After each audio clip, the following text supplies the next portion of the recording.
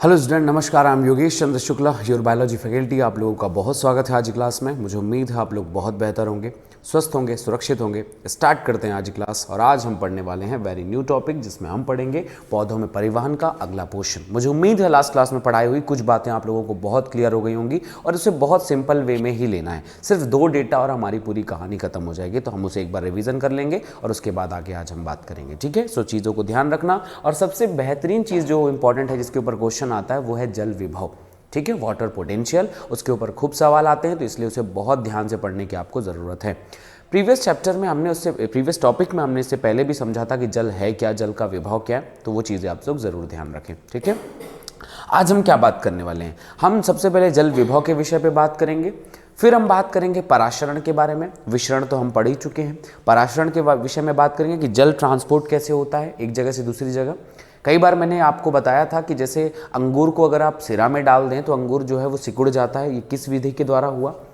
कैसे? मतलब अगर आप बहुत ज़्यादा नमकीन पानी में नहा रहे हैं, जैसे मतलब समंदर के पानी में नहा रहे हैं, तो उंगलियों में झुर्रियाँ आ जाती हैं। क्यों हुआ ऐसा ये? ठीक है। या आप किशमिश को पानी में डाल दिए तो वो फूल जाता है, ये कैसे हुआ? इन सभी विषयों के बारे में आज हम बात करेंगे। तो सबसे पहले टॉपिक ये है कि अगर हम बात करने जा रहे हैं आज टॉपिक में हम क्या बात करेंगे, तो पहले आज हम समझेंगे वाटर पोटेंशियल के बारे में। वाटर पोटेंशियल मतलब हम बात करने वाले हैं जल विभव के बारे में, ठीक है। हम बात करने वाले हैं जल विभव के बारे में कि जल विभव क्या होता है। इसके साथ ही साथ हम लोगों ने प्रीवियस क्लास में ये भी बात की थी कि जल विभव के साथ साथ हमने विलेय विभव को भी समझा था। इन दोनों का रिलेशन भी हमने बात की थी। और इसके बाद आज का टॉपिक जो है वो हमारा नेक्स्ट होगा, है ना। फिर हम पढ़ेंगे पराशरण के बारे में। इसे इंग्लिश में कहते हैं ऑस्मोसिस। तो हम ऑस्मोसिस के बारे में भी समझने की कोशिश करेंगे कि ये क्या चीज़ होती है। सबसे पहले जल विभव, फिर विलेय विभव, फिर ऑस्मोसिस। इन तीनों विषयों के बारे में हम समझते हैं कि ये क्या है। सबसे पहले वाटर पोटेंशियल। तो मैं ज़्यादा कुछ तो नहीं बताने वाला, लास्ट क्लास में मैंने डिस्कस कर दिया था। मैंने अभी यहाँ पर सिर्फ इतना कहना है कि फ्री वाटर मॉलिक्यूल, ये वाटर आपको याद रहना चाहिए कि फ्री वाटर मॉलिक्यूल्स जो हमारे पास में हैं, मॉलिक्यूल्स, इनकी संख्या जो है जिधर ज़्यादा रहेगी उधर वाटर का पोटेंशियल जो है वो पोटेंशियल ऑफ वाटर, ठीक है, वहाँ पर जो पोटेंशियल ऑफ वाटर पी नहीं वाटर है ना, वो ज़्यादा रहेगा। क्षमा, ठीक है। वाटर जो है ये मैक्सिमम रहने वाला है, ठीक है। जिधर मैक्सिमम रहेगा, जिधर फ्री वाटर ज़्यादा रहेगा उधर वाटर जो है मैक्सिमम रहेगा या अधिक रहेगा, जिसे आप कह सकते हैं। ये 2 विषय हो गए यहाँ पर।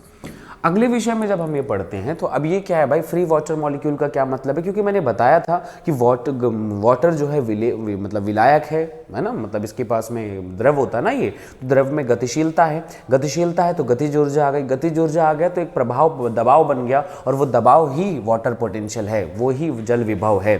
तो इसके बाद हमने पढ़ा था कि वाटर पोटेंशियल जो है वो मैक्सिमम कब होता है? तो जब आप कहेंगे कि मैक्सिमम होता है बेटा शुद्ध जल का, ये हमने पढ़ा था, ठीक है। ये चीज़ आपको याद रखनी है। और ये होता है एग्जैक्टली 0। मतलब जैसे जैसे आप इसमें, अब शुद्ध जल में आप क्या डालोगे? विलेय डालोगे, विलयन बना सकते हो आप उसका। तो जैसे जैसे आप उसमें शुद्ध जल में, याद रखना, आप शुद्ध जल में क्या करो, शुद्ध जल में थोड़ी सी भी मात्रा में विलेय डाल दो। तो विलेय जैसे ही आप डालेंगे तो ये मान जो है वो हमेशा क्या आएगा? नेगेटिव आएगा वाटर पोटेंशियल। ये लाइन याद रखना, नेगेटिव आया वाटर पोटेंशियल। अब चूंकि विलेय की वजह से नेगेटिव आ गया, इसलिए यहां पर एक नई कहानी निकल कर आती है कि अगर मैं वाटर पोटेंशियल की जगह अब विलेय के पोटेंशियल की बात करूं, मतलब अब वर्ड आ जाएगा सॉल्यूट पोटेंशियल। इसके ऊपर में क्या वर्ड आएगा? तो आप ये कहेंगे कि जो विलेय का विभव है भाई, विलेय का विभव हमेशा जल के विभव को नेगेटिव की तरफ में लेकर जाता है। तो आप कहेंगे विलेय का विभव हमेशा ऋणात्मक होता है, हमेशा ऋणात्मक होगा, हमेशा। ये एक लाइन आ जाएगी, always negative potential of solute. इसका विभव जो है वो हमेशा नेगेटिव रहता है। क्यों? क्योंकि ये जब शुद्ध जल में जाता है ना तो उसको 0 से माइनस की तरफ लेकर चला जाता है, और माइनस में वही ले जाता है जो खुद माइनस में होगा। तो ये विलेय का विभव जो है वो माइनस की तरफ लेकर जाएगा, हमेशा ऋणात्मक रहेगा। फिर एक पॉइंट आता है कि जैसे जैसे आप विलेय की मात्रा बढ़ाते जाएंगे, विलेय जो है वो बढ़ता जाएगा, तो आपका ये जो सॉल्यूट पोटेंशियल है वो अधिक ऋणात्मक होता जाएगा, अधिक ऋणात्मक होता जाएगा। मतलब इसकी ऋणात्मकता जो है वो बढ़ता ही जाएगा, ठीक है। सो ये अधिक ऋणात्मक हो जाएगा विलेय का पोटेंशियल अगर ज़्यादा हुआ तो। उम्मीद है बहुत आसानी से ये समझ में आ गया होगा कि हमने इसको कैसे क्लियर किया है, ठीक है। अब इसके बाद इनमें एक और चीज़ आती है कि कभी कभी इस चीज़ को एक तीसरा कारक भी प्रभावित करता है, आज हमें उसके बारे में भी पढ़ना है। ठीक है, तो ये बात बहुत ध्यान से समझना बच्चे कि इन दोनों के बीच का क्या रिलेशन है, कैसे चलता है, क्या क्या होता है, वाटर पोटेंशियल क्या है, सॉल्यूट पोटेंशियल क्या है, इन दोनों का आपस में क्या संबंध है, फिर हम आगे पढ़ते हैं। अब अगले विषय पे आते हैं। ठीक है भाई, अब एक अगला विषय आता है कि मान लो यहाँ पर विलयन बना हुआ है, ठीक है, और यहाँ पर शुद्ध जल है। ठीक है, यहाँ पर हमने मॉलिक्यूल डाल रखा है और ये मॉलिक्यूल जो है वो है यहाँ पर सेमी परमेबल मेम्ब्रेन है। अब कोई मटेरियल इधर से उधर या उधर से इधर जाना चाहता है तो आपको सीधी सी बात है, पता है भाई यहाँ पर कि वाटर पोटेंशियल यहाँ पर ज़्यादा होगा, तो ये मटेरियल ऑफकोर्स H2O यहाँ से यहाँ जाएगा। ठीक है, H2O यहाँ से यहाँ जाएगा।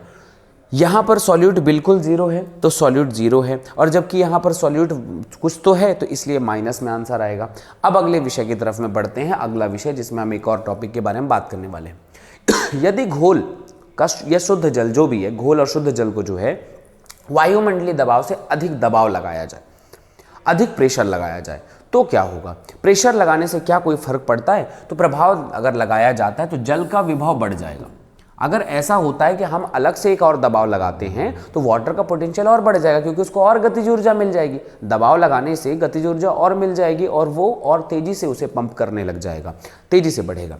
दूसरे विषय में, जब विसरण के कारण दबाव बढ़ेगा तो विसरण के कारण क्या होगा? पौधे की कोशिकाएं जो होती हैं में जल का प्रवेश करता है और वह कोशिका भित्ति की ओर बढ़ने लग जाता है और कोशिका भित्ति को फुला देता है। फुला मतलब स्फीति हो जाती है। आपने देखा होगा बहुत सारी कोशिकाएं पानी की उपस्थिति की वजह से फूल जाती है ना। और अगर मतलब जैसे नॉर्मल अगर नहीं देखा होगा तो पत्ती को एक बार देखना कि अगर पत्ती में पानी ना मिले कुछ दिन पौधों को तो सिकुड़ जाता है, एकदम झुर्रियाँ आ जाती होता है ना। और जब अच्छा पानी मिलते रहता है तो भरे धूप में वो चमकते रहती है और वो बढ़िया फूली हुई रहती है। उतना ही फूल सकता है, वैसा ऐसा करके थोड़ी ना फूल जाएगा, नॉर्मली फूलेगा, उतना ही फूल सकता है। तो यहाँ पर भी वो उतना ही फूलेगा जल की उपस्थिति में।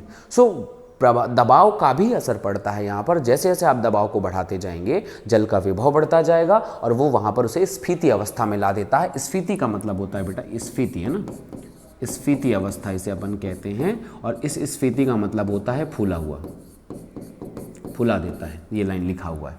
ठीक है, फिर क्या है भाई? अब यह दाब विभव को बढ़ा देता है। तो यहां पर ये जो दाब है वो विभव को बढ़ा दिया। एक रिलेशन और नजर आया ना यहाँ पर कि विलेय जो है उसको कम करता था, लेकिन जैसे जैसे हम दाब लगाएंगे वो विभव के जल के विभव को बढ़ाता जाएगा। ठीक है, दाब विभव ज्यादातर सकारात्मक होगा, ये हमेशा पॉजिटिव की तरफ लेकर जाएगा, ये हमेशा उसे पॉजिटिव ही लेकर जाता है। ठीक है, हालांकि पौधों में नकारात्मक विभव जाइलम के जल खंड के तनाव एक तने से जल में परिवहन में महत्वपूर्ण भूमिका निभाता है। तो ये बात याद रखना कि दाब विभव जो होता है वो हमेशा सकारात्मक रहेगा।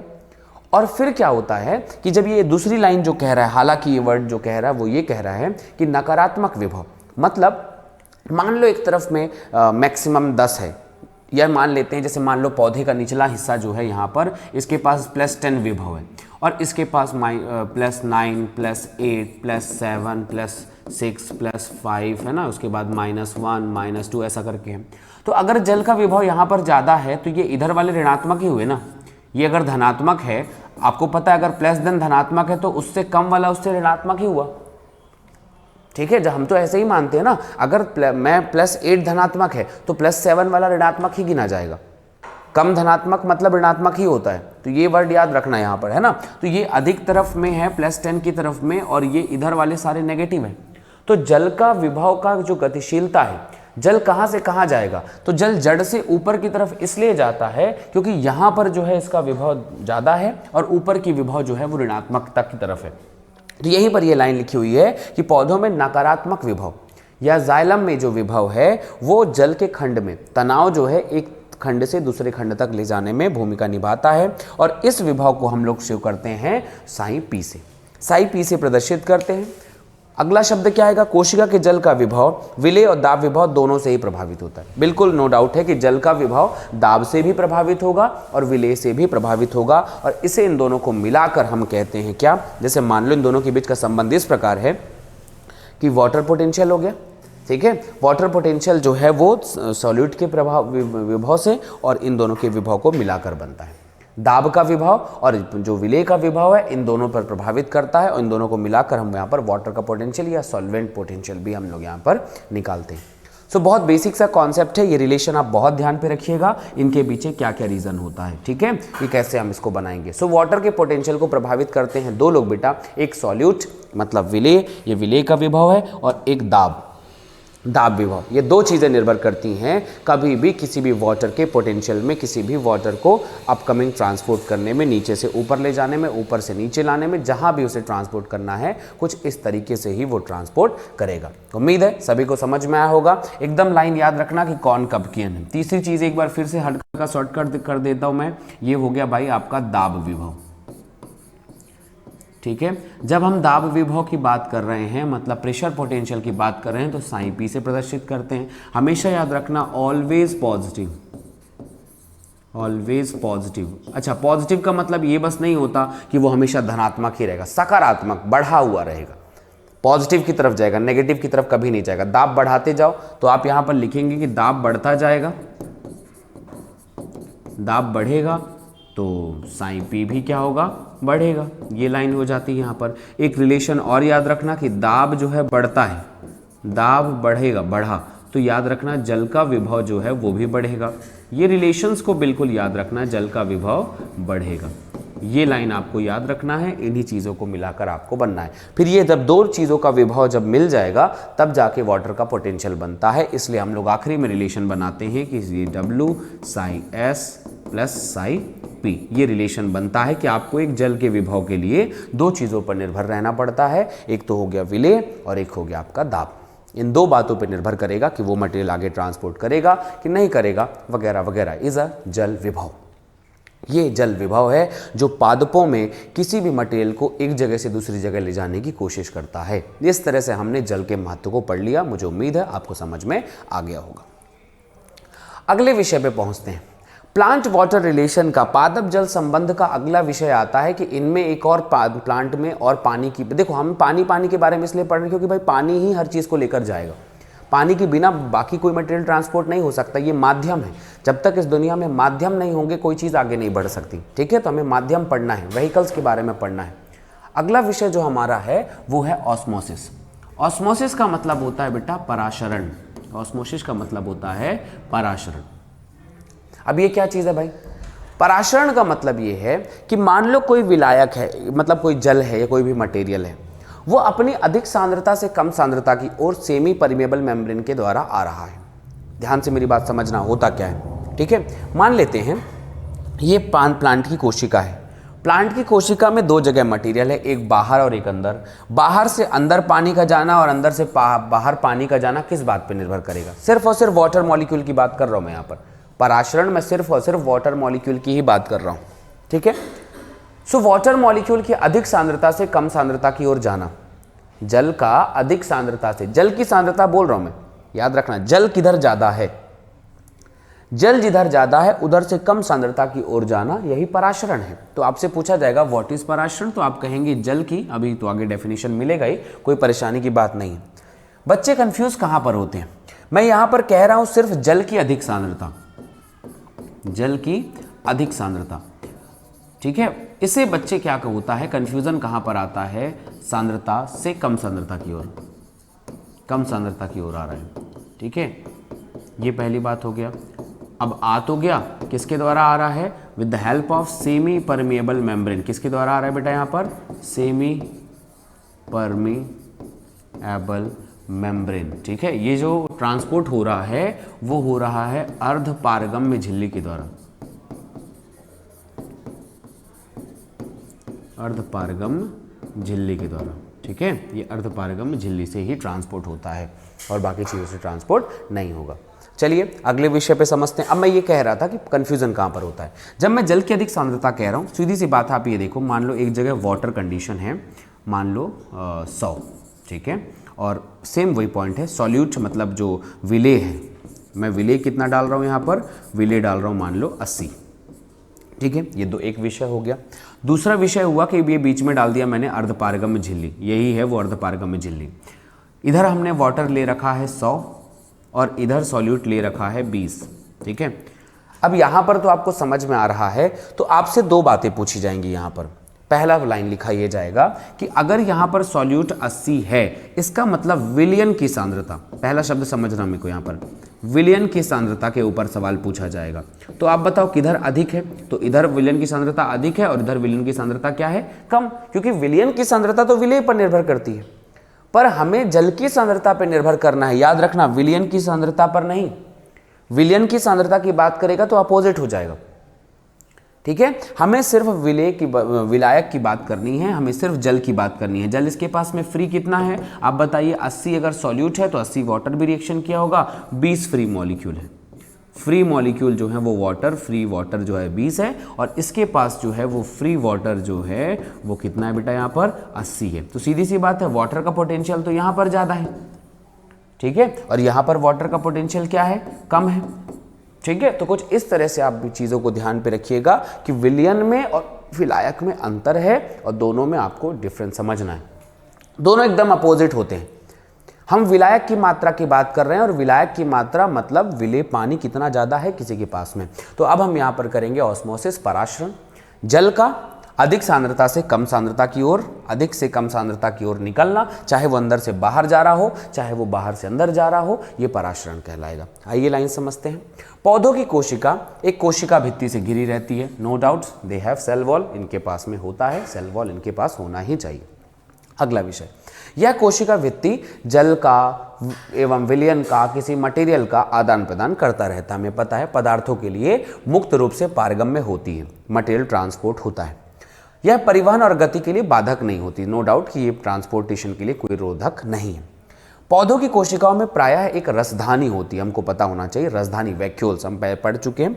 और इसके बाहर की जो मेम्ब्रेन, ये परत होती है ना, मान लो अगर इसके बाहर में एक परत बना दूं, अब कोशिका भित्ति से तो कोई दिक्कत नहीं है, हमें कोशिका भित्ति तो मुक्त रूप से ट्रांसपोर्ट कर रही, लेकिन इसके बाहर एक परत है जिसका नाम होता है बेटा टोनोप्लास्ट।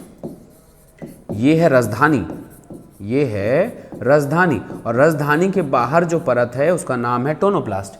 ये है अर्धपारगम्य झिल्ली। ये क्या है, अर्धपारगम्य झिल्ली। कुछ चीजों को जाने देगी और कुछ चीजों को जाने नहीं देगी। आगे पढ़ते हैं। पौधों की कोशिकाओं में प्रायः एक रसधानी है।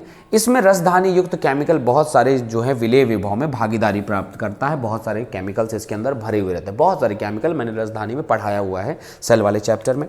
पादप कोशिकाओं की कोशिका भित्ति और रसधानी जो है झिल्ली टोनोप्लास्ट, जिसका नाम क्या है बेटा, टोनोप्लास्ट। मैंने आपको बता दिया है, थ्योरी लाइन बता दिया मैंने आपको, टोनोप्लास्ट कहते हैं। दोनों एक साथ कोशिका के भीतर और बाहर अणुओं की गति को निर्धारित करते हैं। तो सीधी सी बात ये होगी कि कोशिका भित्ति और टोनोप्लास्ट मिलकर यहां पर अर्धपारगम्य झिल्ली की तरह काम करेंगे। किसको अंदर जाने देना। अर्धपारगम्य का मतलब क्या है, कुछ मटेरियल ट्रांसपोर्ट हो रहा है और कुछ मटेरियल ट्रांसपोर्ट नहीं हो रहा है, उसे ही अर्धपारगम्य झिल्ली कहते हैं। किसी के लिए गतिशील है, किसी के लिए गतिशील नहीं है, तो ये निर्भर करता है। तो बाहर अणुओं की गति को निर्धारित करने के लिए महत्वपूर्ण होता है। यही हो गया हमारा पहली बात कि कौन सी मेम्ब्रेन यहां पर रोल प्ले की, कौन सी झिल्ली यहां पर रोल प्ले कर रही है। सबसे पहली बात तो हमें यह पढ़ना है। अगले विषय में हम पहुंचे कि चलो ठीक है भाई, चलो गतिशीलता तो है, कोई विषय की बात नहीं है। थोड़ा सा डिटेल करते हैं कि टोनोप्लास्ट ने अर्धपारगम्य झिल्ली की तरह काम किया, मटेरियल को अधिक से कम की तरफ लेकर जाने की कोशिश करेगा। लेकिन ये हम बात करेंगे विलेय की, या सॉरी विलायक की, मतलब जल की हम बात करेंगे, ठीक है। तो हमें जल के बेसिस में ही पढ़ना है। अगले विषय पे पहुंचे भाई, और डिटेल पढ़ लेते हैं थोड़ा सा। अब इस डायग्राम को देखो यहाँ पर, ठीक है। इस डायग्राम को देखना, समझने की कोशिश करना, या आप मुझे बता दो यहाँ पर, जैसे मान लो एक डायग्राम बना लेते हैं पहले, फिर आप लोग ही बताना मुझे कि कौन कहाँ किधर कैसे जा रहा है। ये मैंने यहाँ पर एक पानी का वो लिया, ये अर्धपारगम्य झिल्ली है, ठीक है। खुद से सवाल पूछना, वो बहुत आसानी से बन जाएगा। अर्धपारगम्य झिल्ली, ठीक है, ये अर्धपारगम्य झिल्ली है। इस झिल्ली के एक पार ए विलयन है और यहाँ पर बी विलयन है। मैंने बता दिया है बच्चे आप लोगों को कि जल की अधिक सांद्रता से कम सांद्रता की ओर जाएगा मटेरियल, ठीक है। यहाँ पर हमने क्या किया, वाटर को ले लिया, मान लो एग्जाम्पल वही है 100 ले लिया है, और यहाँ पर सॉल्यूट मतलब विलेय, ये याद तो याद कर लो यार, है ना, विलेय को सॉल्यूट कहते हैं। विलेय जो होता है वो 80 है, ठीक बात है। और यहाँ पर वाटर की मात्रा जो है वो 100 है। वही बार बार इसलिए लेता हूँ ताकि आप लोग को कन्फ्यूज़न ना हो। सॉल्यूट जो है वो 20 है, तो विलेय की संख्या जो है वो 20 है। मुझे फटाफट यहाँ पर आंसर चाहिए आप लोगों का, बता दें कि यहाँ पर क्या जवाब कहाँ से कहाँ जाएगा। बताएं मुझे मटेरियल जो है आपका, मतलब जो जल है वो किस तरफ से किधर जाएगा, जल अधिक किधर है, जल अधिक किधर है। तो उम्मीद है आप लोगों से बन रहा होगा कि अधिक जल यहाँ पर है, अधिक जल मतलब जो फ्री मॉलिक्यूल्स हैं, क्या कहना चाहिए, फ्री वाटर। कितना है इसके पास में, 80 है ना, और इसके पास में फ्री वाटर कितना है, इसके पास में, सारी बातें वहीं वहीं घूम रही हैं, आपको पता है ना, 20 है, तो यहाँ से यहाँ चला गया। लेकिन अब मटेरियल बदल जाते हैं, ट्रांसफर होने का तरीका बदल जाता है, ठीक है, ट्रांसफर होने का तरीका बदल जाता है, बी से ए की तरफ में जाएगा। नो डाउट, सबको क्लियर है ये बात, यही तो पराशरण है, दैट्स ऑल, खत्म बात। जल की अधिक सांद्रता से कम सांद्रता की ओर मटेरियल का ट्रांसफर होना, और वो भी जल का ट्रांसफर होना जिसे अपन कहते हैं, वही है आपका पराशरण। ये बहुत ज़रूरी बात है, ये पूछा जाता है कई बार घुमा फिरा के कि हम ऐसा किए तो क्या हुआ, वैसा किए तो क्या हुआ, तो इसलिए इसे याद रखना। आते हैं थ्योरी में। अब ये डायग्राम देख लो बेटा, यहाँ पर डायग्राम देखो, यहाँ पर ये ए में पानी भरा हुआ है, बी में पानी भरा हुआ है, ये जो ब्लू ब्लू दिख रहा है ये विलेय दिखाई दे रहे हैं, ठीक है, ये जो ब्लू ब्लू सॉरी मतलब पर्पल कलर का दिखाई दे रहा होगा ना आपको यहाँ पर थोड़ा सा, ठीक है, हल्का पिंकिश पर्पल टाइप का दिखाई दे रहा होगा, ये विलेय है, ठीक है। बताओ इनमें से ए में विलेय ज़्यादा है कि बी में विलेय ज़्यादा है, ऑफ कोर्स बी में इतने सारे भरे हुए हैं तो बी में विलेय ज़्यादा है, ठीक है। तो बी में विलेय ज़्यादा है और बी में विलेय कम है, तो अधिक सांद्रता किधर दिखाई दे रही है आपको, विलयन की। विलयन अधिक सांद्र कहाँ दिखाई दे, कम पानी किधर पर होगा, आप एक बात सोचो, दोनों ही अपोजिट है ना। विलयन की बात करो तो अपोजिट हो गया वाटर, वाटर की बात करो तो अपोजिट हो गया विलयन। सीधा सा ही दिख रहा है आपको, इसके पास विलेय ज़्यादा है तो ये भाई अधिक सांद्र विलयन है, और ये कम सांद्र विलयन है। कम सांद्रता का मतलब ही यही होता है कि पानी ज़्यादा है, और अधिक सांद्रता का मतलब ही यही होता है कि पानी कम है। सीधी सी बात है ना।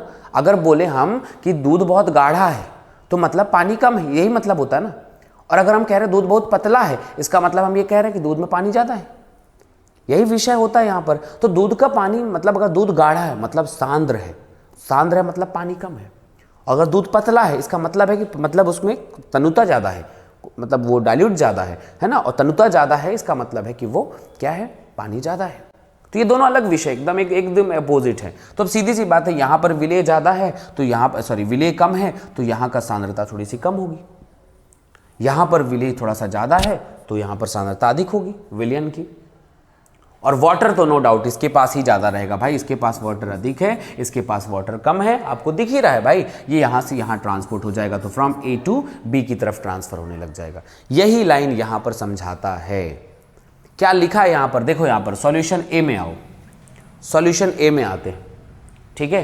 तीनों विभव की बात बताते हैं। जल देखो यहाँ पर, अच्छा पहले अभी विलेय देखो भाई, विलेय तो कम है तो जल ज़्यादा होगा, तो यहाँ पर जो वाटर का पोटेंशियल है वो हाई है और सॉल्यूट का पोटेंशियल जो है बेटा वो लो है। सॉल्यूट पोटेंशियल थोड़ा सा लो है, कम है ना। इधर पे आते हैं तो सॉल्यूशन बी में पहुंचे तो यहाँ पर हमने देखा बहुत सारे सॉल्यूट हैं, तो सॉल्यूट का पोटेंशियल यहाँ पर हमने लिख दिया हाई है, और जो वाटर का पोटेंशियल यहाँ पर कम हो जाएगा, क्योंकि विलेय की संख्या अगर बढ़ेगी तो विलायक तो कम होता है ना, हमने पढ़ा है, कम हो गया। तो ए से बी की तरफ में वाटर चला जाएगा, वाटर वाटर वाटर, क्योंकि अर्धपारगम झिल्ली बीच में लगी हुई है, जल ही जाएगा और कोई विलेय ट्रांसफर नहीं होता। अर्धपारगम झिल्ली हमेशा सिर्फ और सिर्फ विलेय को ट्रांसफर कर, विलयन को ट्रांसफर करती है, सॉरी विलायक को ट्रांसफर करती है, बाकी चीज़ों को नहीं। विलायक विलायक विलायक, वाटर वाटर वाटर, बाकी चीज़ को ट्रांसफर नहीं करती। चलो भाई आगे समझते हैं। सो पराशरण विशेष रूप से एक विभेदक, वर्णात्मक या पारगम्य झिल्ली के आर पार जल के विसरण के लिए संदर्भित किया जाता है। आपसे पूछा जाएगा पराशरण क्या है। पराशरण भी एक प्रकार का विसरण ही है, पराशरण भी एक प्रकार का विसरण है। यहां पर भी अधिक सांद्रता से कम सांद्रता की ओर ही मटेरियल जा रहा है, लेकिन मटेरियल का नाम है जल और बीच में आ गया अर्धपारगम्य झिल्ली। समझ रहे हैं। तो आपसे पूछ जाएगा पराशरण क्या है, तो पराशरण भी जल के अधिक विभव से कम विभव की तरफ अर्धपारगम्य झिल्ली के द्वारा जाना या विसरण करना, ये एक प्रकार का पराशरण है, पर यहां पर जल ट्रांसपोर्ट हो रहा है। दूसरा विषय, पराशरण स्वतः ही प्रेरित बल की अनुक्रिया से पैदा होता है, खुद ब खुद होता है, इसकी दिशा निश्चित होती है, गति निश्चित होती है, अधिक से कम की तरफ में जाएगा। और ये मतलब इसकी गति, इसकी दिशा किस बात पर निर्भर करेगी, दाब पर और सांद्रता पर। दाब प्रवणता, सांद्रण प्रवणता, अधिक से कम की तरफ में ही जाएगा। जिधर दाब ज्यादा है उधर से कम दाब की ओर, जिधर से सांद्रता ज्यादा है उधर से कम सांद्रता की ओर ये जाने लग जाएगा। प्रवणता पर निर्भर करता है। ये लाइन बहुत इंपॉर्टेंट, याद रखना। हमें जल की अधिक सांद्रता से जल की कम सांद्रता की ओर मटेरियल को ट्रांसपोर्ट करना है, ये कटु सत्य है, ये हमें पता होना चाहिए। ठीक है, इस तरह से हमने इसको ट्रांसपोर्ट कर दिया, इस पे भी निर्भर करेगा। जल अपने उच्च रासायनिक विभव जहां सांद्रता से है निम्न रासायनिक विभव निम्न सांद्रता तब तक संचलित होता रहता है जब तक दोनों बराबर ना हो जाएं, तब तक दोनों जो है वो साम्यता पर ना पहुंच जाए। तो ये लाइनें जो है ना बहुत आसान है यार, बहुत सिंपल बातें हैं। चूंकि एनसीईआरटी की लाइनें इसलिए मैंने इन्हें इज्जत दे रखी है और लिख रखा है यहाँ पर, लेकिन कोई परेशानी आपको होनी नहीं चाहिए। लाइनों का मतलब ही बहुत आसान है। आप इन्हें एनसीईआरटी की लाइनों को अगर आप अपने कॉपी में नोट्स में लिख सकते हैं, एकदम मज़ा आ जाएगा इसके टॉपिक पे। थोड़ा सा शॉर्टकट हो सकता था, बट चूंकि हमें पूरे कॉन्सेप्ट को ध्यान पे लगाना है इसलिए हमने समझने की दिशा पे फेर लगाया है। ठीक है, नोट्स ये बेहतरीन है, इतनी ही कहानियाँ पॉइंट बना कर आप लिखेंगे, अपने शब्दों में आप इसे आसान कर सकते हैं। ठीक है, इनकी दिशा, अब हर शब्द वही है भाई कि अधिक रासायनिक विभव से कम। अब इसका एरो आप बना दो कि अधिक रासायनिक विभव से कम रासायनिक विभव की तरफ में ये आ रहा है।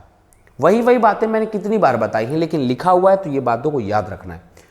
अर्धपारगम झिल्ली के द्वारा अधिक सांद्रण वाले जल से अधिक, जहां जल की सांद्रता अधिक रहेगी वहां से कम सांद्रता की तरफ, जहां जल का विभव अधिक रहेगा उधर से कम विभव की तरफ मटेरियल जा रहा है। यही ट्रांसपोर्टेशन है, बस और कुछ नहीं, यही ट्रांसपोर्टेशन है। इसके पहले आपको यहां पर जल विभव और इन सभी विभव के बारे में पता रहना चाहिए। चलिए, उम्मीद है आपको समझ में आया होगा, कहीं पर कोई दिक्कत नहीं होगी। ये है हमारा पराशरण। अब पराशरण को हमें थोड़ा सा नापना है कि क्या पराशरण सच में है, कैसा है, क्यों है। तो 2-3 प्रकार के जो है ना हम लोग तंत्र का उपयोग करेंगे और देखेंगे कि पराशरण की क्या ताकत है, पराशरण कैसे काम करता है, वगैरह वगैरह। तो अब थोड़ा सा एक्सपेरिमेंटल व्यू पे आते हैं। पराशरण में सबसे पहले चीज़ जो है हमने उपयोग किया पोटैटो ऑस्मोमीटर को। पोटैटो ऑस्मोमीटर मतलब होता है, इसे अपन कहते हैं आलू का पराशरण मापी, ऑस्मोमीटर पराशरण मापी, आलू का पराशरण मापी हम इसे कहते हैं। किया क्या हमने इसमें, किया कुछ नहीं, हमने एक मतलब आलू लिया, आलू को ऊपर का छिलका छील दिया, अंदर की तरफ में थोड़ा सा खोखला कर दिया। ठीक है, अंदर की तरफ खोखला कर दिया। अब क्या किया हमने इसको कि अंदर की तरफ इसके, अब जैसे आलू जो खोखला हुआ ना, ये बहुत कॉमन है, आप अपने घरों में कर सकते हैं। आलू जो खोखला हुआ उसके अंदर हमने शक्कर का बढ़िया घोल बना के डाल दिए। समझ लो पहले, फिर मैं दिखा तो दूंगा। इसमें बीच में खोखले भाग में शक्कर का घोल बनाकर हम डाल दिए और जितना घोल हमने डाला था वहां पर एक पिन लगा दी कि ये यहां तक है।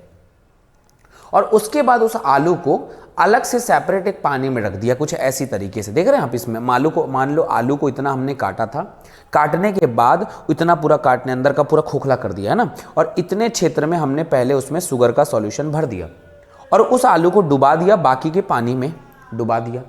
जब पानी में डुबा दिया और आधे एक घंटे रख दिए, 2-3 घंटे के लिए रख दिया, तो हमने ये देखा कि आलू के अंदर वाला जो होल होता है, अंदर वाला जो क्षेत्र है, उसमें शुगर के सॉल्यूशन में और ज्यादा पानी दिखाई दे रहा है। ये जो यहां पर था अब वो ऊपर तक दिखाई दे रहा, ऊपर तक उसमें पानी आ गया। ये कहां से आया? शुगर के सॉल्यूशन में जब हमने शक्कर का वहां पे घोल डाल रखा था, वो घोल तो यहीं तक था और हमने आलू बीच में रखा है और बाहर पानी था। सो मतलब कहने का मतलब ये कि बाहर से पानी कहीं ना कहीं उस शक्कर के विलयन में आया है। जादू तो हो नहीं सकता, बाहर से ही आया है। ये साइंटिस्ट यही कहते हैं, साइंटिफिक रीजन यही कहता है बाहर से ही आया है। और जो बाहर से आया है तो कैसे आया? चूंकि अंदर शक्कर का विलयन था, पानी कम था, बाहर की तरफ पानी भरा हुआ है, पानी की सांद्रता ज्यादा थी। आलू यहां पर अर्धपारगम झिल्ली की तरह काम किया और पानी को रिस रिस कर अंदर लाने की कोशिश किया और अंदर लाकर भर दिया। जो विलयन पहले इतना पानी के अंदर तक का डूबा हुआ था वो पानी के ऊपर तक पहुंच गया इस पराशरण की विधि के द्वारा। तो हमने हैंस प्रूफ्ड यहां पर कर दिया कि पराशरण नाम की कोई चीज इस दुनिया में है। चलिए आगे थोड़ा सा और समझते हैं भाई। उम्मीद है वैसे डायग्राम में ही समझ में आ गया होगा, लेकिन कोई मसला नहीं है, आप इसे देख लीजिएगा। ठीक है, एक बार फिर समझा देता हूं आप लोगों को। आलू के कंद में पानी रखा जाता है, तो आलू के कंद की गुहा में रखा शर्करा का सांद्र घोल पराशरण के द्वारा पानी को एकत्र कर लेता है। बहुत सिंपल सी लाइन पे लिखा हुआ है, बट इस डायग्राम के पीछे क्या रीजन है मैंने आपको समझा दिया। क्या करना है बच्चे, एकदम सीधी सी बात याद रखना। ये डायग्राम लिखा हुआ है, आप इसे याद रखना। ये आलू है हमारा, आलू के अंदर वाले पोर्शन को थोड़ा सा हमने काटा, कांटे वाले क्षेत्र में हमने क्या डाल दिया, शर्करा घोल डाल दिया। ठीक है, ये शुगर सॉल्यूशन लिखा हुआ है, दोनों की तरफ मैंने डाल दिया शर्करा का घोल, शर्करा का विलयन, जो भी शक्कर अक्कर डालना होगा हमने डाल दिया। ठीक है, ओके। अब हमने डाल दिया और उसको डुबा दिया एक पानी के वाटर के मतलब पानी वाले में क्षेत्र में हमने उसे डुबा दिया। थोड़ी देर बाद हमने देखा कि जो सॉल्यूशन पहले यहाँ तक था, ये देखो ये यहाँ पर तक था, अब ये सॉल्यूशन यहाँ तक पहुँच गया। कैसे पहुँचा होगा? तो वो जो पहुँचा है मतलब पक्का कहीं ना कहीं बाहर से पानी अंदर गया है। ये H2O जो वाटर है वो बाहर से अंदर गया है और वो गया है पराशरण के द्वारा। तो बिफोर ऑस्मोसिस, आफ्टर ऑस्मोसिस वहाँ पर आने पानी दिखाई दिया, और पानी दिखाई दिया बढ़ी हुई संख्या में दिखाई दिया, मतलब पराशरण हुआ था। ये पहला विधि था जिसमें हमने पराशरण को फील किया कि यस पराशरण हो सकता है। अगले विषय में हम पहुंचते हैं। अगला विषय आता है ऑस्मोसिस का, डेमोस्ट्रेशन ऑफ ऑस्मोसिस। ऑस्मोसिस के अगले विषय पे पहुंचते हैं कि क्या यहाँ पर भी ऑस्मोसिस दिखाई देगा। दूसरी विधि की तरफ में जाते हैं।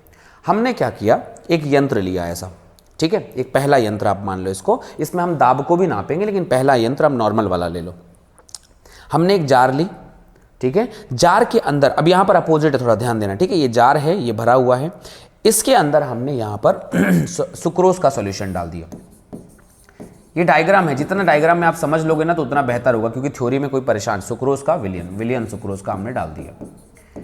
यहाँ पर अंडे को HCl से रिएक्शन करवाने के बाद एक झिल्ली मिलती है, तो ये एग मेम्ब्रेन है। आप इसे कहा जा सकता है कि ये हमने मेम्ब्रेन है, एग मेम्ब्रेन कहा जाता है इसे। हमने अंडे से प्राप्त किया, पहले से बहुत पढ़ा जाता था बट अभी कोई खास जरूरत नहीं है। एग मेम्ब्रेन अंडे से प्राप्त कर सकते हैं, HCl को डाल के उसके अंडे को बस प्राप्त होता है, बाकी सब चीज़ें निकल जाती हैं, ठीक है। हमने एग मेम्ब्रेन प्राप्त कर लिया, तो ये अर्धपारगम झिल्ली की तरह काम करेगा ये। और बाहर भर दिया है पानी, बाहर भर दिया है पानी। अब आप बिल्कुल आसानी से जानते हैं कि बाहर पानी ज़्यादा है, अंदर जो है विलियन है तो पानी कम है, ठीक है, और ये अर्धपारगम झिल्ली की तरह काम करती है। तो बाहर से पानी जो है ना वो अंदर की तरफ जाने लग जाता है, पता है ना हमें ये। तो बाहर से पानी जब अंदर की तरफ जाने लग जाता है तो ये अंदर धीरे धीरे आप देखेंगे ये पानी की जो संख्या है यहाँ से धीरे धीरे बढ़ती जाएगी, और धीरे धीरे संख्या पहले यहाँ पर था, फिर यहाँ पर, फिर यहाँ पर, फिर यहाँ पर, ऐसा बढ़ता जाएगा। मतलब कोई ना कोई चीज़ तो ऐसी है जो बाहर से अंदर लेकर आ रहा है। तो ये बाहर से अंदर लाके पानी को लाने वाला जो प्रक्रिया है पराशरण ही कहलाती है। फिर हम इसके भी दाब को भी नापेंगे। चलिए तो अभी आप समझ लेते हैं। शर्करा के विलयन को एक कीप में लगा दिया, कीप में लगा दिया, जो एक बीकर में रखे गए पानी से वर्णात्मक पारगम्यता, वर्णात्मक मतलब सिलेक्टिव परमिएबिलिटी के द्वारा बनाया गया है। झिल्ली का एक अंडे से प्राप्त कर सकते हैं, अंडे की झिल्ली को हटाकर, अंडे के ऊपर की परत को हटाकर उसकी झिल्ली प्राप्त कर सकते हैं। पानी कीप की ओर गति करेगा, पानी जो है नीचे से ऊपर की तरफ गति करेगा और कीप में घोल का मान को बढ़ाता जाएगा, घोल की संख्या को बढ़ाता जाएगा, स्तर को बढ़ाता जाएगा। यह प्रक्रिया तब तक जारी रहेगी जब तक दोनों की सांद्रता बराबर नहीं आ जाती, साम्यावस्था में नहीं आती। ये भी एक प्रकार के पराशरण को ही नियमित बता रहा है। उम्मीद है आप इसे भी बहुत क्लियर समझ पा रहे होंगे कि ये भी पराशरण है। इसकी जस्ट अगली विधि में हम यहाँ पर पराशरण दाब के विषय पे बात करेंगे, ठीक है। हम यहाँ पर पराशरण दाब के विषय पे बात करेंगे। तो दूसरा डायग्राम जो बताना चाह रहा है वो ये बताना चाहता है पराशरण दाब। अब सोचिए कि मान लो आपको मेरी ताकत का अंदाजा लगाना है, ठीक है, मेरी ताकत का अंदाजा लगाना है। तो मान लो मैं यहाँ पर ताकत लगा रहा हूँ, ठीक है। तो आपको क्या करना होगा, आपको इस ताकत में दो चीज़ें करनी है। जैसे ही मैं ताकत की बात करूँगा तो अगर मैं इधर से इधर लगा रहा हूँ तो अगर आपका मतलब मेरा विभव कितना है कैसे पहचानोगे, कैसे पहचानोगे? तो इसके अपोजिट में एक दबाव लगाओ, ठीक है, वो दबाव लगाओ। अगर ये दोनों एक दूसरे को रोक दिए, एक जगह पे ऐसा रुका हुआ है, मतलब दोनों का प्रेशर जो दबाव है वो ताकत है वो बराबर है। अगर ये यहाँ से यहाँ चला गया मतलब मेरा दबाव ज़्यादा है, और इसने इसको इधर खींच दिया मतलब इसका दबाव ज़्यादा है। समझ रहे हैं आप? तो मतलब जो इसकी क्या बोले पोटेंशियल ताकत, विभव जो है वो किसका ज़्यादा है ये नापना है। क्या पराशरण में कोई विभव भी हो सकता है, पराशरण का कोई दबाव भी हो सकता है, पराशरण की कोई सीमा भी हो सकती है? क्या पराशरण को नापा जा सकता है? तो नापने के लिए हमने पराशरण दाब का नाम दिया कि पराशरण एक दबाव के साथ आगे बहता है, उसमें भी प्रेशर होता है। सो हम बात करेंगे पराशरण दाब के बारे में। क्या किया हमने? सबको पता है कि यहां से यहां जाना पराशरण कहला रहा है, सही बात है। मैंने इस कीप के ऊपर के ढक्कन को हटाया और एक वैक्यूम पंप का प्रेशर लगा दिया, और वो प्रेशर तब तक लगाया, इतना प्रेशर लगाया कि ये पराशरण को अंदर आने ही ना दे। देखो भाई, पराशरण इस दिशा में हो रहा है, मैं दबाव इस दिशा में लगा रहा हूं, ठीक है। ये पराशरण उस दिशा में जा रहा है, मैं दबाव इस दिशा में लगा रहा हूं, पराशरण इस दिशा में होगा। तो दोनों एक दूसरे के अपोजिट लगा दिए हमने, और जब अपोजिट हमने लगा दिया है तो हमने ये देखा कि जब ये अपोजिट दिशा में लगेगा तो एक दूसरे के विपरीत काम करेगा। अगर पराशरण ऊपर जाना चाहता है, पराशरण इसे ऊपर ले जाना चाहता है, दबाव इसे नीचे दबाना चाहता है, तो कुछ समय के बाद यहां पर पराशरण नहीं होगा। और जिस समय पे हम पराशरण को रोक दिए, जिस समय पे हमने पराशरण को रोक दिया, वही दबाव, जितना दबाव हमने लगाया था वही दबाव इसका पराशरण दाब था। समझ रहे हैं? हमने जिस समय पे उसको रोक दिया वही उसका दबाव था, वही उसकी पोटेंशियल थी। जितने हद में हमने उसे रोका यही तो दबाव था। अगर कम दबाव में रुक गया मतलब पराशरण दाब कम था, उतनी ताकत से आने की कोशिश नहीं कर रहा था। अगर बहुत ताकत लगाया तो दबाव भी ज्यादा लगेगा। समझ रहे ना? जैसे एक पानी होता है, पानी बह रहा है, तो अगर आप उसे आसानी से रोक दिया मतलब उसका बहाव कम था। बहुत तेजी से एकदम बहुत मेहनत लग रही है उसको पकड़ने में, रोकने में, तो दबाव ज्यादा है। वैसे ही यहां पर भी है। तो पराशरण का दाब उसके विपरीत जो है, पराशरण के विपरीत एक दबाव लगाकर प्राप्त किया जा सकता है।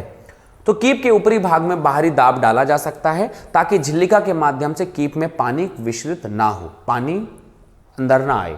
और पानी अंदर जब नहीं आएगा तो यह दाब पानी को विसरित होने से रोकता है, विसरित होने से रोकता है, रोकने की कोशिश की जाएगी। और विलेय सांद्रता अधिक होने पर पानी को विसरित होने से रोकने के लिए अधिक दाब की भी आवश्यकता होती है। अगर हम ये मान लेते हैं कि पानी अगर ज़्यादा है, पानी जल्दी जल्दी आ रहा है, तो अधिक दबाव की आवश्यकता होती है।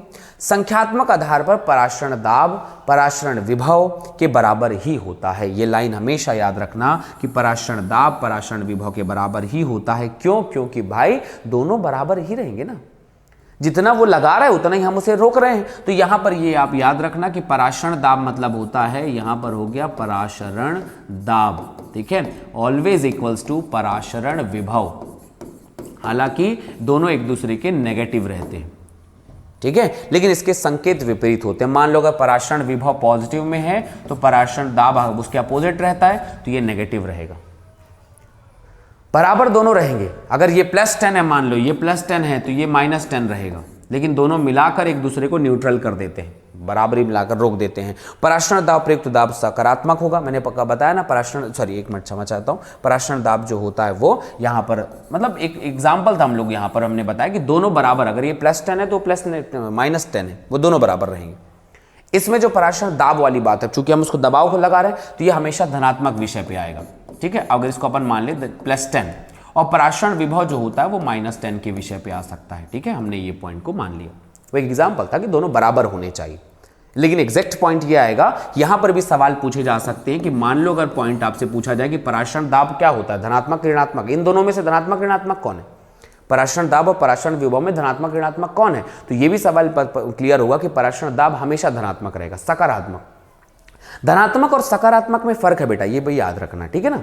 मैं सिर्फ समझा रहा था +10 ± वाली कहानी। अब ये एग्जाम्पल ये भी हो सकता है यहां पर, जैसे मान लो +10 नहीं लिखना चाहते, ऐसा जरूरी नहीं दोनों धनात्मक और ऋणात्मक ही रहेंगे। ये मान लेते हैं -70 है और ये -50 है, ठीक है।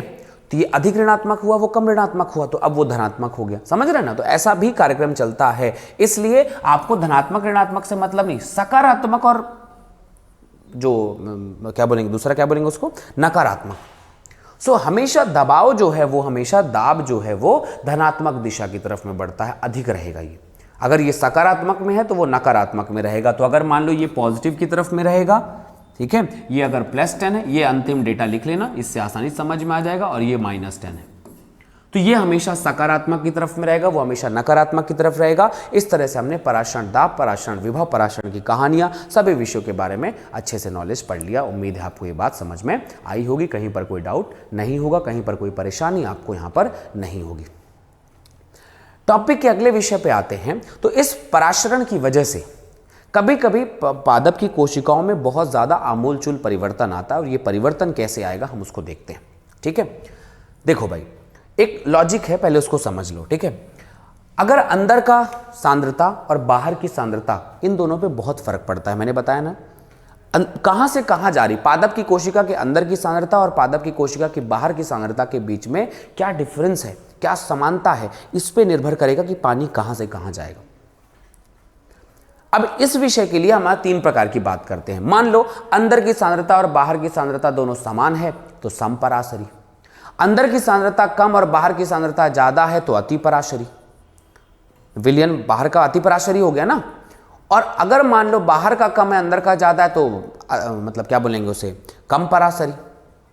ठीक है, तो ऐसे ही हम इस टॉपिक को पढ़ते हैं। तो यदि बाहरी घोल कोशिका द्रव्य के पराशरण दाब को हम संतुलित करता है, दोनों बराबर है, दोनों का विलयन बराबर है, तो हम उसे समपराशरी कहेंगे। ये शब्द याद रखना, क्लियर रहेगा। दोनों बराबर, समान दोनों का पराशरण दाब रहेगा, समान विलयन रहेगा, दोनों की सांद्रता समान रहेगी। आप यहां पर लिख लेना, सांद्रता जो है वो समान रहेगी, समान, ए के बराबर बी अगर रहेगा तो हम उसे समपराशरी कहेंगे।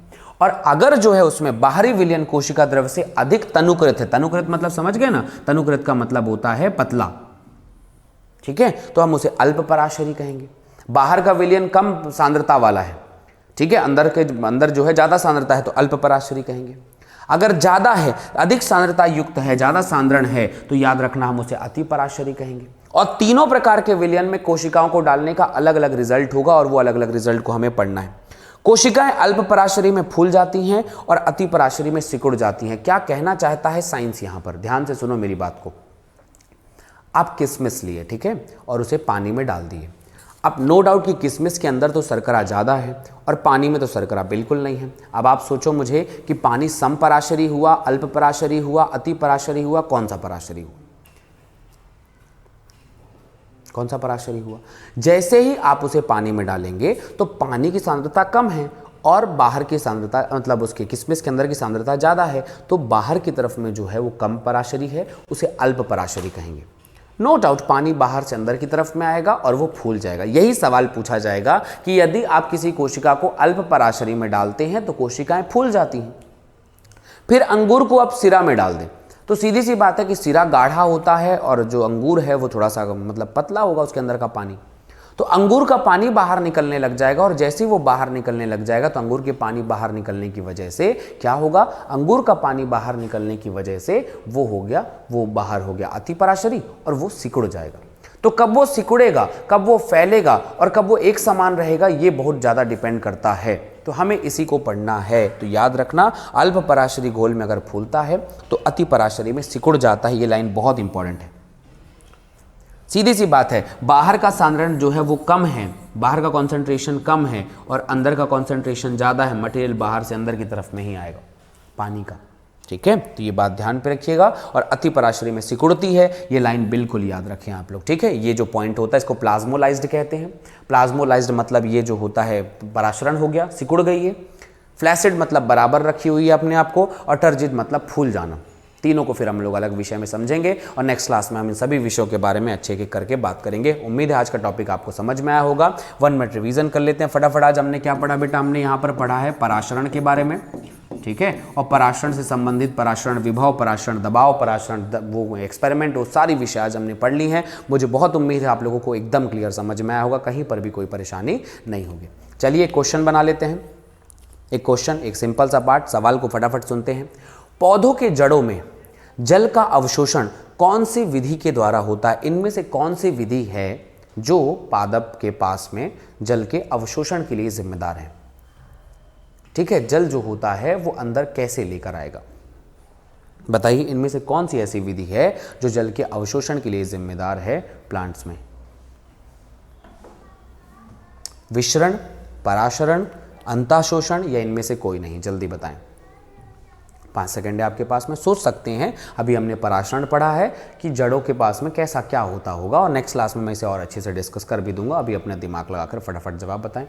5 second is over. Of course Parasaran वो विधि है, ऑस्मोसिस, जिसके द्वारा वो जड़ों में अवशोषण करता है। तो ये A is a right option, B is a right option for this question, बिल्कुल सही जवाब है। चलिए आज हम लोगों ने पढ़ा पौधों में परिवहन के विषय पे। नेक्स्ट क्लास में हम बात करेंगे पराशरण के विषय पे बात करेंगे, और पराशरण के साथ साथ अलग और भी बहुत सारी विधि हैं जो उसके साथ ट्रांसपोर्ट होता है, उन सभी विषयों पे हम बात करने वाले हैं। So thank you so much, अपना बहुत ध्यान रखें। नेक्स्ट क्लास में जरूर पढ़ें, इसको एक बार रिवीजन जरूर करना। नेक्स्ट क्लास में इसके आगे बात करेंगे। Thank you, bye bye.